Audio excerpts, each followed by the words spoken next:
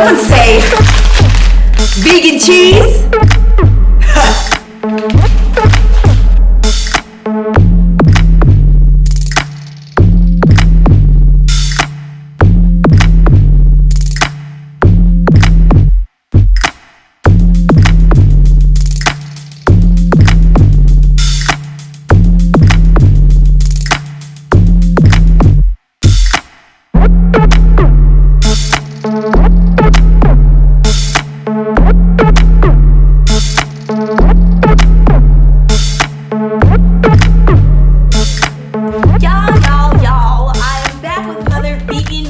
Video, and today we're going to talk about vegan cheese.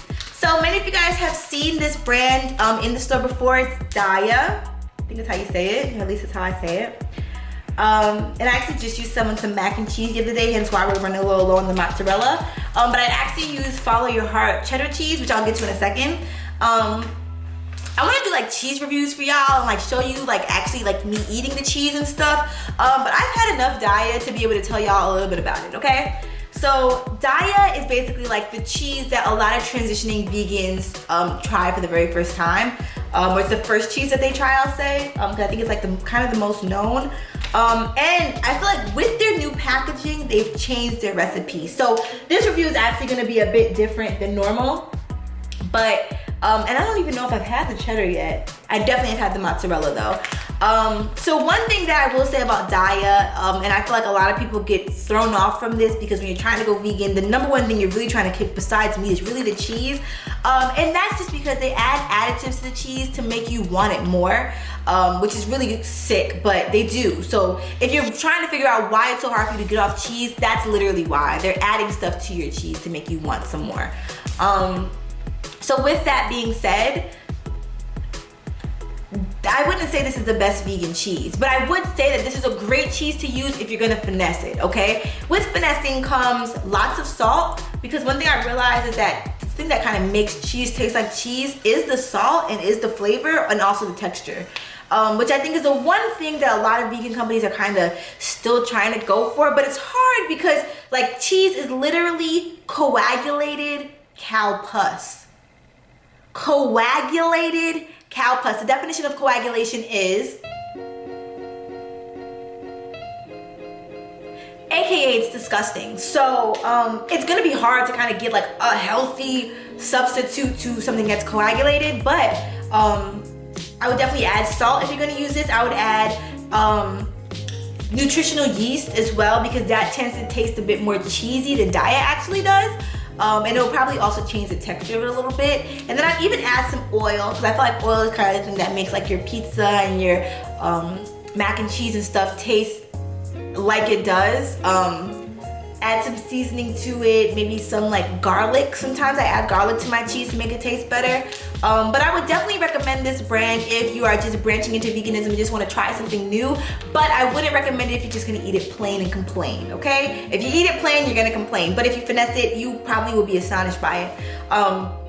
Lastly, I had this sandwich one time and they said they used Daiya cheese. That was the most realistic tasting cheese I ever had.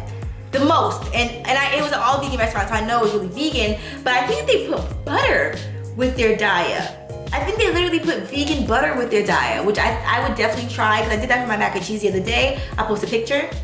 And I used this Daiya cheese, I used Follow Your Heart, and this new Daiya melts so much better than the old Daiya used to. The old Daiya was literally like opaque, or not even opaque, like you couldn't see through it, and this Daiya, you could actually kind of see through it. It's a bit, not translucent, but it just looks a bit more cheese-like.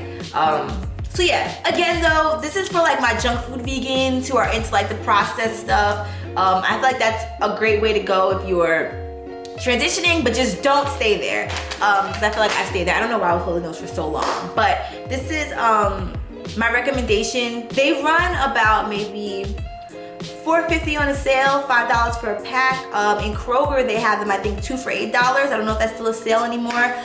If you're in New York, you can probably find it in like maybe even a Key Food or something. I feel like it's not as hard to shop for vegan stuff as people think it is. Also, please stop saying that vegan food is expensive, okay? Processed vegan food is expensive, okay? Processed vegan food. Healthy, organic, Vegetables are not expensive, okay? Now, depending on where you go, they can be expensive. So if I go to, say, Publix, and I'm trying to get organic berries, organic grapes are goddamn near $10 for just a bag, okay? So that's expensive. But if you go to a farmer's market, if you're in Georgia, there's a hell of a lot of farmer's markets, but if you go wherever, I got literally stuff that lasted me like a month from a farmer's market. It was organic. It didn't spoil, ironically. And it all came out to be about $100. I wish I had a picture of how much stuff I was able to get, but that's the problem, y'all. It's not the fact that you're vegan, it's the fact that you're an unhealthy vegan, hence why you're spending all the money. Just a PSA. On that note, I wanna thank y'all so much for watching. I hope I saved a life today with my video. And yeah, like, veganism is easy, like once you just try new things. I'm gonna try Violife next, but my personal favorite cheese right now is Follow Your Heart, but I'll do a whole other review for that. So thank you guys for watching. Thank you, Daiya, for coming up with this bomb product. I see what y'all are doing here and it's working, and I feel like it's definitely helped a lot of people transition, and it's definitely helped me transition. So thank y'all so much for watching. I love you.